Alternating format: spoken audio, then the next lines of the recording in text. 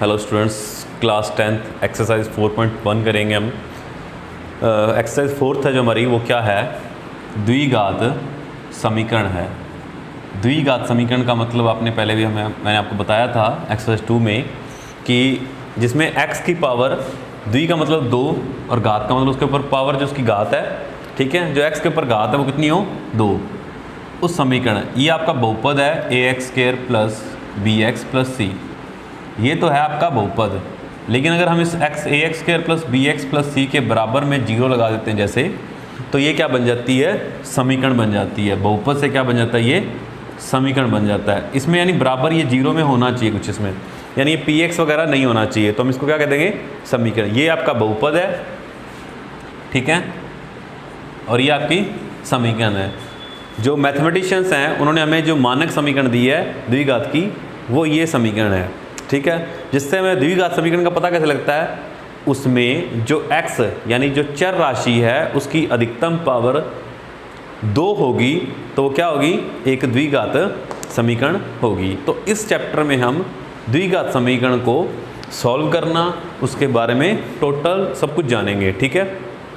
जिसमें आपकी 4.1 क्या है, जिसका फर्स्ट क्वेश्चन है कि आप इसको सॉल्व कर आपके पास समीकरण दी गई होगी, उस समीकरण को सॉल्व कर बताइए कि ये द्विघात समीकरण है या नहीं है। सो हमारा पहला क्वेश्चन जैसे कि 4.1 का है कि आपको फर्स्ट क्वेश्चन का फर्स्ट पार्ट, इसमें काफ़ी सारे पार्ट हैं जिसको आपको सॉल्व करके बताना है कि वो समीकरण द्विघात समीकरण है या नहीं है। ये बहुत ही ईजी कॉन्सेप्ट है। जैसे कि अभी पहला क्वेश्चन है कि x+1 का होल स्क्वायर बराबर 2x - 3। तो इस क्वेश्चन को हम सॉल्व करके बताएंगे, यानी इसमें जो होल स्क्वायर दिख रहा है इसको सॉल्व करेंगे, इधर जो गुणा है इसको सॉल्व करेंगे, और जो भी मान इधर है वो सभी को एक तरफ लेके एक तरफ लाएंगे, जिससे हम बताएंगे क्या वो x की पावर उसमें अगर 2 हुई, अधिकतम पावर x की 2 हुई तो वो द्विघात है, अदरवाइज नहीं होगी। तो यहाँ पर हम x+1 यानी a + b के होल स्क्वायर का सूत्र लगाएंगे, फॉर्मूला, ठीक है, सर्वसमीका कहते हैं इसको। a + b का होल स्क्वायर यानी a² + b² प्लस 2ab। तो यहाँ हम x का स्क्वायर प्लस 1 का स्क्वायर प्लस 2 × x डॉट में लिख लें या इंटू 1। इस डॉट का मतलब यहाँ पर गुणा से है, या आप चाहे गुणा लगा लें, इक्वल 2 बाहर है, ब्रैकेट का मतलब होता है कि 2 का जो बाहर है उसका अंदर गुणा, तो 2 का पहले x से गुणा, फिर 2 का 3 से गुणा, 2 का 3 से हुआ -6 हो गए। x², 1 का स्क्वायर 1 ही होता है, 2x1 तीनों को गुणा करेंगे तो 2x आएगा बराबर 2x - 6। इन दोनों को इधर लेके आएंगे। एक ट्रिक भी याद रखें स्टूडेंट्स, आप अगर इक्वल में, बराबर में दोनों तरफ सेम वैल्यू है, सेम साइन की, जैसे यहाँ भी +2x और ये भी +2x, तो ये आपस में कट जाएंगे। आपको इस 2x को स्पेशली इधर लाकर फिर काटने की कोई ज़रूरत नहीं है। आपको ब्रेन को अपना थोड़ा शार्प करें, जिससे आपको पता लगे कि 2x इधर भी और इधर भी सेम है, प्लस का साइन है, तो ये आपस में कट जाएंगे। सिर्फ उसी केस में जब ये बराबर के साइन साथ में होंगे, कि ये दोनों एक तरफ हों और आप इनको काट दें, दोनों प्लस के हों और एक ही तरफ हों, तो आप इसको काटोगे तो वो गलत हो जाएगा। -6 इधर आएंगे तो इधर आके +6 हो जाएंगे, इधर हो गए 7, बराबर में क्या, उधर कुछ नहीं रहा, मतलब 0। x² + 7, हमें देखना है x की पावर, अधिकतम पावर कितनी है? 2। x की पावर 2 है, अतः यह एक द्विघात समीकरण है या नहीं है? है। तो ये क्या, एक द्विघात समीकरण है। x की अधिकतम पावर कितनी आ गई? 2 आ गई, इसलिए क्या होगी? एक द्विघात समीकरण हो गई। सेकंड पार्ट इसका, x² - 2x = -2 3 - x। तो इसे भी चेक कर रहे हैं, इधर तो कुछ कर नहीं सकते, तो x² - 2x पड़ा है, इस -2 का अंदर गुणा करेंगे तो -6, -2 का इधर गुणा करेंगे प्लस के 2x। अब देखो इधर ये माइनस का, इधर ये प्लस का, इक्वल में तो कट नहीं सकते ये, वो प्लस के 2x इधर आएंगे तो प्लस के 2x इधर आएंगे तो के 2x हो जाएंगे, और -6 इधर आएंगे तो +6 हो जाएंगे। जब आप दूसरी साइड जाएंगे तो आप क्या होगा, साइन चेंज हो जाता है, -2 और -2x, -4x + 6 बराबर 0। x की अधिकतम पावर 2, इसका मतलब ये भी क्या है? द्विघात समीकरण है। यस, ठीक है। नेक्स्ट फर्स्ट का थर्ड पार्ट, इसमें काफ़ी सारे पार्ट हैं। x minus 2 x plus 1 equal x minus 1 x plus 3। सो इस टाइप का क्वेश्चन आपने किया हुआ है। इनका अंदर गुणा करते हैं, पहले x का गुणा x से तो x स्क्वायर, फिर x का गुणा 1 से यानी 1x, फिर माइनस 2 का गुणा माइनस 2x, फिर माइनस 2 का 1 से माइनस 2। ठीक है, और वैसे आपने इसका फॉर्मूला भी डायरेक्ट पढ़ा हुआ है कि अगर x प्लस ए एक्स प्लस बी का गुणा करते हैं तो इसका मतलब एक्स स्क्वायर प्लस ए प्लस बी गुणा में एक्स प्लस ए बी। ये शॉर्टकट है आपके लिए, जैसे अभी इसमें यूज़ होगा एक्स का स्क्वायर प्लस ये ए और ये बी है, प्लस ए और बी को जोड़ेंगे तो कितना आएगा A plus B minus 1 plus 3 2 X दुगुना माइनस 3। ट्रिक को भी फॉलो करें, आसानी से एक्स स्क्वायर दोनों को जोड़कर उसके साथ एक्स और दोनों का गुणा, इस कॉन्सेप्ट को भी फॉलो रखें। ये आपका फॉर्मूला है जो इसमें लग जाता है आसानी से। इस साइड मैंने नहीं लगाया था लेकिन इस साइड मैंने लगा दिया। ये आपको ये ध्यान होना चाहिए, इससे आपकी कैलकुलेशन फास्ट होगी। सो माइनस एक्स रह जाएंगे minus 2 x square plus 2x minus 3।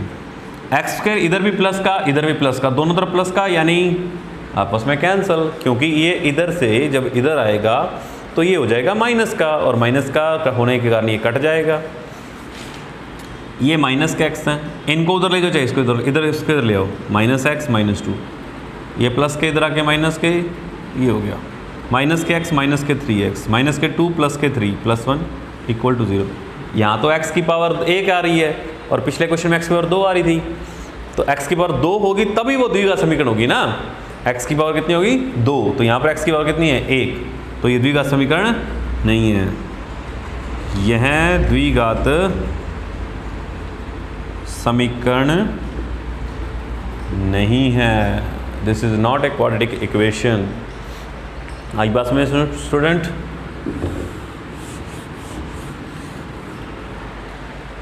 Next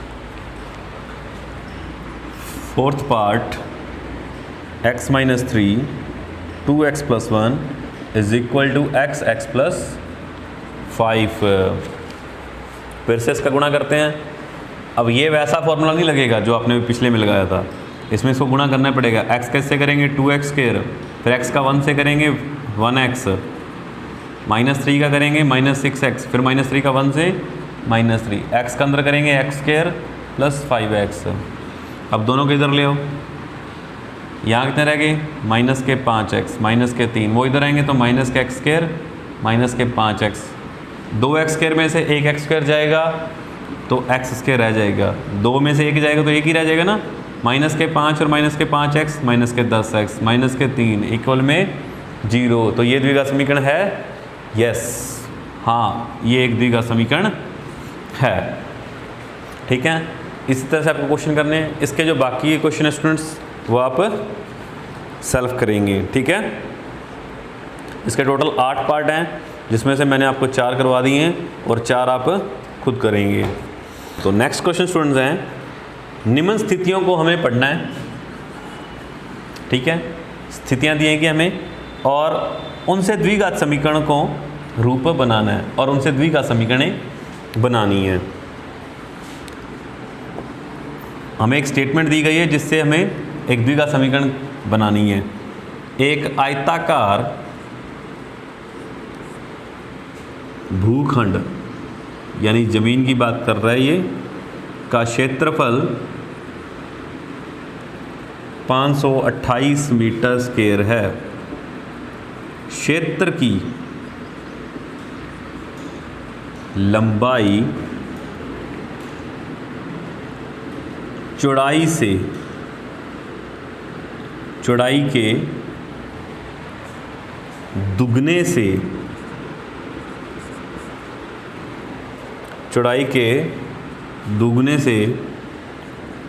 अधिक है, दुगने से 1 अधिक है। हमें भूखंड की लंबाई और चौड़ाई ज्ञात करनी है। हमें भूखंड की लंबाई व चौड़ाई ज्ञात करनी है। तो देखिए स्टूडेंट, आपको इसमें से एक्चुअल में लंबाई और चौड़ाई नहीं ज्ञात करनी है, क्योंकि क्वेश्चन हमारा पहला ये कहता है, दूसरा क्वेश्चन, कि आपको इससे सिर्फ द्विघात समीकरण बनानी है, हमें लंबाई और चौड़ाई नहीं ज्ञात करनी। द्विघात समीकरण कैसे बने? देखो सिंपल सा लॉजिक है कि आपको इसमें स्टेटमेंट पढ़कर उसको समझना है। तो पहले आपको देखो क्या पता है कि आपको लंबाई और चौड़ाई नहीं पता, तो आप इनको मानेंगे। हमने मान लिया, और उसने कभी ये भी कहा है कि जो लंबाई है वो चौड़ाई की दुगने से एक अधिक है। तो मतलब हमें चौड़ाई से लिंक लेना पड़ेगा। माना चौड़ाई, आंसर आ जाएगा इसका, माना चौड़ाई बराबर x मीटर है। ठीक है, चौड़ाई कितनी है? x metre. लंबाई जो है, हमने चौड़ाई क्यों माना? क्योंकि हमें लंबाई के बारे में इसने कुछ कहा है। कहता है लंबाई है वो चौड़ाई से दुगने से एक अधिक है। तो इसने क्या कहा? जो लंबाई है वो चौड़ाई के, तो चौड़ाई ये है, इसके दुगने से, मतलब इसका 2 से गुणा, ये लो कर दिया। बात पूरी हुई उसकी? नहीं, दुगने से एक अधिक है और एक ज़्यादा भी है। पहले दुगना है फिर उससे एक ज़्यादा, तो एक ऐड और कर दिया, एक और जोड़ दिया मीटर में। ये दो चीज़ें हमें दी गई है। लंबाई और चौड़ाई हमें पता नहीं था। लंबाई के बारे में उसने कुछ कहा, कहता लंबाई दुगने से अधिक है, एक अधिक है किससे? चौड़ाई से।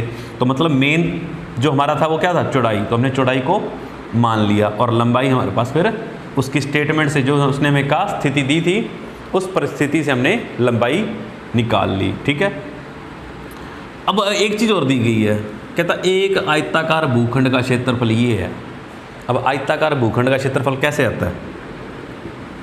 आयताकार भूखंड का क्षेत्रफल बराबर 528 मीटर स्क्वायर है। अब क्षेत्रफल कोई हवा में से तो आता नहीं स्टूडेंट्स। क्षेत्रफल कैसे आता है? इसका फॉर्मूला होता है, सूत्र होता है। क्या होता है? लंबाई गुणा चौड़ाई। क्या होता है? लंबाई गुणा चौड़ाई हो जाता है। ठीक है, लंबाई गुणा चौड़ाई हो जाएगा। अब लंबाई भी हमें पता और चौड़ाई भी पता है। लंबाई कितनी है? 2x + 1, और चौड़ाई कितनी है? x। दोनों का गुणा हो जाएगा, बराबर में 528। x का अंदर गुणा करेंगे तो 2x² + x बराबर 528। उस 528 को इधर लाएंगे तो वो किसका हो जाएगा? माइनस का। बराबर में क्या रह जाएगा? उधर कुछ भी नहीं, यानी 0। तो क्या आ गया ये? 2x² + x - 528 बराबर 0। क्या ये एक द्विघात समीकरण है? यस, ये द्विघात समीकरण है। तो हमें क्वेश्चन में यही कहा था कि आपको सिर्फ द्विघात समीकरण बनानी है। पहले वाला क्वेश्चन ये है आपका। तो यहाँ पर हमें दिखा जो लिखा हुआ ना कि लंबाई और चौड़ाई ज्ञात करनी है, तो ये ज्ञात में नहीं करनी है असल में। ठीक है ना, हमें सिर्फ समीकरण बनानी है इसकी। इसके बाद हमारा नेक्स्ट क्वेश्चन जो आता है स्टूडेंट्स,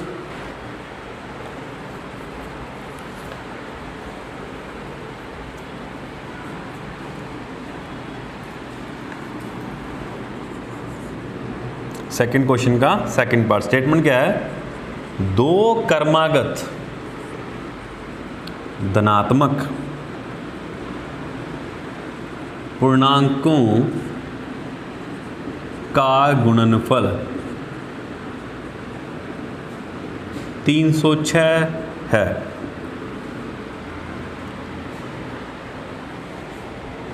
हमें पूर्णांकों को ज्ञात करना है। ज्ञात करना है, लेकिन असल में सिर्फ हमें समीकरण बनानी है, क्योंकि सेकंड क्वेश्चन पहले ये कहता है कि आपको परिस्थिति को पढ़ो और उससे समीकरण बनाओ। तो हमें वो पूर्णांक ज्ञात करने हैं। तो पहला बात क्वेश्चन जो हम समझने लायक है, पूर्णांक क्या होते हैं जो ज्ञात करना है उसने। तो पूर्णांक हमने पढ़े हुए हैं कि पूर्णांक होते हैं -3, जैसे -2, -1, 0, 1, 2, 3, 4, ये सभी क्या आपके पूर्णांक हैं। प्लस माइनस की संख्याएं और 0 भी ये पूर्णांक हैं। उसमें से जो माइनस वाले हैं उनको हम कहते हैं ऋणात्मक पूर्णांक, और 0 तो स्पेशल है, इसको तो हम कह देंगे शून्य पूर्णांक, ये स्पेशल है। और जो 1 से बाद में यानी धनात्मक हैं, इनको हम क्या कहते हैं? धनात्मक पूर्णांक, पॉजिटिव इंटीजर। तो इसने अभी हमें कहा कि दो कर्मागत धनात्मक पूर्णांक, इसका मतलब इनकी तो बातें नहीं हो रही, ना तो जीरो की हुई है ना इसकी हुई है, सिर्फ इनकी बातें हो रही हैं, एक से लेकर आगे की संख्याएं। दो कर्मागत, कर्मागत का मतलब है कि कर्म से हैं, जो कर्म मतलब जैसे ये 1 2 3 4 ये लगातार ना, 3 और 4 पास पास में है, ये होगी कर्मागत, ठीक है ना। 3 और 4, ये 2 और 3 कर्मागत हैं, ठीक है, ये अपने कर्म से बैठे हुए हैं। लेकिन 2 और 4 अगर आप कहें तो ये कर्म से नहीं हैं, 2 और 3 कर्म से हैं, 1 और 2 कर्म से हैं, 3 और 4 कर्म से हैं, लेकिन हमें तो पता ही नहीं कि ये कौन से हैं। अच्छा, हम मान लेते हैं कि पहला पूर्णांक, माना पहला धनात्मक पूर्णांक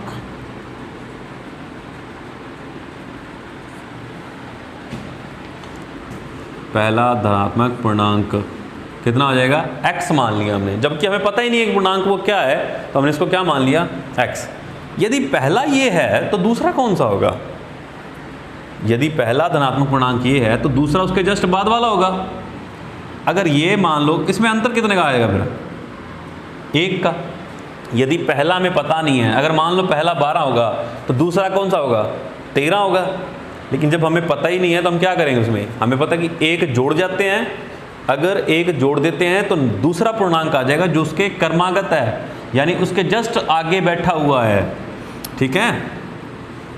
तो दूसरा धनात्मक पूर्णांक क्या हो जाएगा, x + 1, क्योंकि हमें पता है कि कर्मागत का उसने मतलब जो जस्ट उसके आगे बैठा हुआ है। तो अगर पहला 13 है तो आगे वाला कौन सा होगा, 14। अगर पहले वाला 26 है तो आगे वाला कौन सा होगा, 27। इसका मतलब उसमें 1 जो है वो आगे है, 1 प्लस करना पड़ेगा हमें।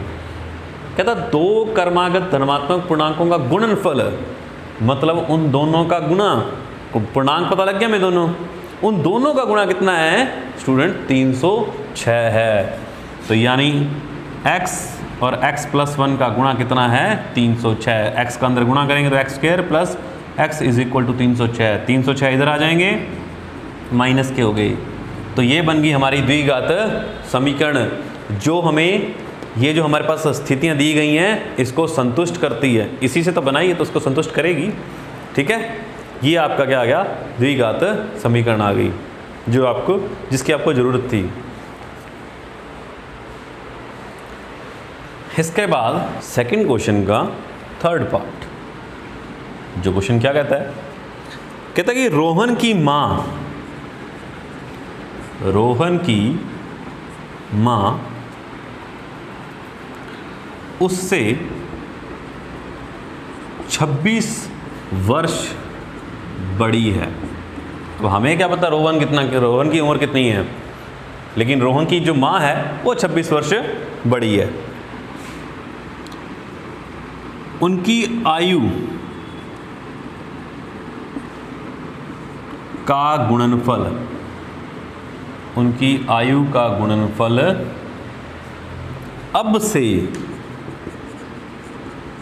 3 वर्ष पश्चात 360 हो जाता है।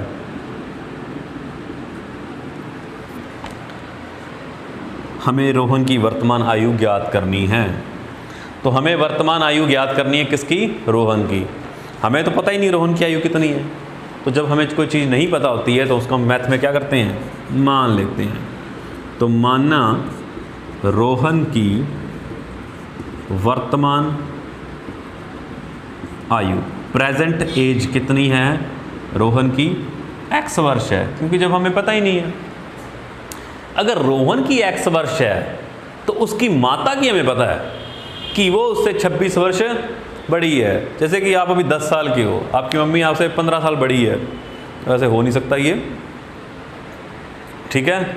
अगर मान लो कि 20 साल बड़ी है तो आपकी मम्मी की एज कितनी हो जाएगी, आपकी मदर की एज हो जाएगी 30 साल। आपकी उम्र 10 साल है तो आपकी मम्मी की एज कितनी हो जाएगी, आपसे 20 साल बड़ी है।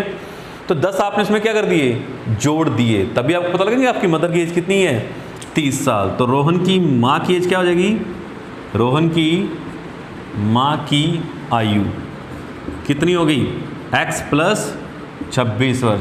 जितनी आपकी है उसमें आप उतनी जोड़ देंगे।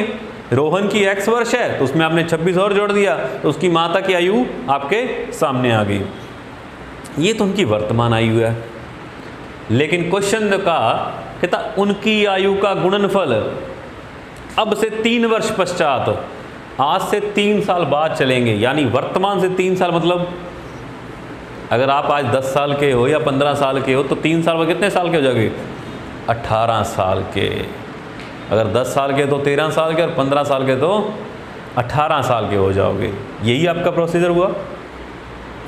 तो हम इनकी 3 वर्ष बाद चलते हैं। 3 वर्ष पश्चात रोहन की आयु x प्लस 3 वर्ष हो जाएगी, और रोहन की माँ की आयु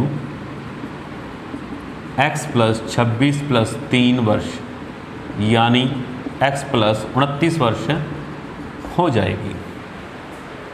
हो गई। अब कहता कि अब गुणा करना है। कहता उनकी आयु का गुणनफल अब से 3 वर्ष पश्चात, आज से 3 साल बाद, तो 3 साल बाद आ गए हम। अब इनकी आयु का गुणा, तो x प्लस 3 और x प्लस 29 दोनों का गुणा कितना? 360 दिया गया है। अब इसका गुणा करेंगे हम, तो ये आपका वो गुणा आपको करना आना चाहिए, नहीं तो आप डायरेक्ट फॉर्मूला लगा सकते हैं। देखो x प्लस ए एक्स प्लस बी, तो एक्स स्क्वायर 29 और 3 32, x प्लस में 29 दिया 87 87, और बराबर में 360। ये जो प्लस के 360 हैं ये इधर आ जाएंगे, और किसके हो जाएंगे? माइनस के 360 बराबर में 0। इसको इसमें से माइनस कर लेना, x square plus 32x minus, तो 60 और 27 और चले जाएंगे, तो ये आ जाएगा 273 बराबर में 0। तो ये आ गया आपकी द्विघात समीकरण। ठीक है स्टूडेंट्स।